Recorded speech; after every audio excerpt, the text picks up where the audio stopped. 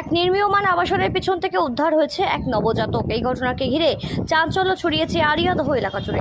সাত সকালে নির্মীয়মান এক বহুতলের পাশে রক্তাক্ত অবস্থায় উদ্ধার হয়েছে এক নবজাতক। কামারহাটি পৌরসভার 11 নম্বর ওয়ার্ডের অন্তর্গত রামকৃষ্ণপল্লী এলাকায় এক বহুতল তৈরি হচ্ছে, আর সেই বহুতলের ভেতরের পাঁচিলের গায়ে কাপড়ে মোড়া অবস্থায় উদ্ধার হয় এক সদ্যজাত শিশু।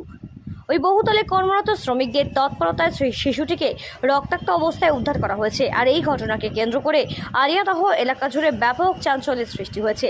ঘটনার খবর পেয়ে ছুটে আসে বেলঘুরিয়া থানার পুলিশ। তবে পুলিশ এসে বাচ্চাটিকে উদ্ধার করে কামারহাটি স্বাগত মেডিকেল কলেজ এবং হাসপাতালে নিয়ে গেলে সেখানে চিকিৎসকেরা মৃত বলে ঘোষণা করে। তবে সদ্যজাত এই শিশুটিকে কে এইভাবে ফেলে রেখে গিয়ে গেছে, এখন অবধি সে বিষয়ে স্পষ্টত কোনো তথ্য উঠে না এলেও এই নির্মীয়মান বহুতলের একটি সিসিটিভি ফুটেজ খতিয়ে দেখছে বেলঘুরিয়া থানা পুলিশ। তবে গোটা বিষয়টি ইতিমধ্যে তদন্ত প্রক্রিয়া চালাচ্ছে প্রশাসন। আর এই বিষয়ে যাতে এই ধরনের ঘটনা পুনরাবৃত্তি না ঘটে আর এই ধরনের ভাবে শিশু হত্যার মতো একটা অন্যায় অপরাধ না ঘটে, সেই জন্য ইতিমধ্যেই এলাকার মানুষেরা একজোট হয়ে গোটা বিষয়টি তদন্তের আবেদন জানিয়ে ডেপুটেশন জমা দিয়েছে বেলঘুরিয়া থানায়। সঠিক বিচারের আশ্বাস প্রশাসনের। সকালবেলায় এখানে পাশের যে বাগাড়িয়া প্রবেশ আছে, বাগাড়িয়া প্রবেশের কিছু শ্রমিকরা দেখতে পায়, বাচ্চাটাকে শ্রমিকদের দেখতে পায়। এলাকার রামকৃষ্ণপল্লীর কিছু ছেলেদের খবর দেওয়া হয়, তারা সঙ্গে সঙ্গে দৌড়ে যায়। দৌড়ে যাওয়ার পরে দেখা যায় বাচ্চাটা সদ্যজাত, রক্ত গায়ে মাখা ছিল। তারা সঙ্গে সঙ্গে সেই মুহূর্তে সাগর দত্ত থানায় ফোন করে, বেলঘুরিয়া থানায়। বেলঘুরিয়া থানা ফোন করার পরে বাচ্চাটাকে সাগর দত্ত হসপিটালে নিয়ে যাওয়া হয়।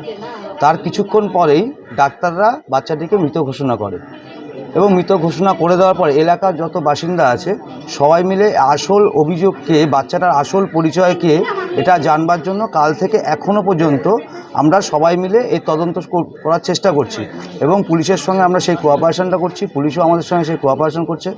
আজ সকালবেলায় এখানে যে পৌরসভার রাস্তার ড্রেন আছে, সেই ড্রেনে পৌরসভার কর্মচারীরা ড্রেন পরিষ্কার করতে গিয়ে বাচ্চা হওয়ার সময় যে নাড়িটা হয় সেই নাড়িটা পাওয়া যাওয়ার পরে আমরা থানায় যোগাযোগ করি। এখনও পুলিশ এসে আসেনি।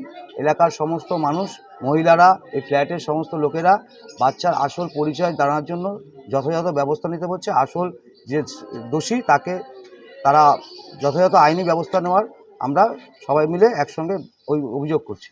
আমি এই পথ দিয়ে আসছিলাম, আসার সময় দেখি এখানে একটা বাচ্চা শুয়ে আছে। তো সঙ্গে সঙ্গে দেখে নিয়ে আমি একটু ভালো করে দেখার পর আমার ওই একটা বন্ধু ছিল, বন্ধুকে ডাকলাম। ওকে ডেকে নিয়ে দুজনে সিকিউরিটির কাছে গেছি, সিকিউরিটিকে বললাম। তারপরে সিকিউরিটি এসে ব্যাপারটাকে দেখে না দেখলাম বাচ্চারা মানে সবে জন্ম নিয়েছে। সদ্যজাত সদ্যজাত বাচ্চা।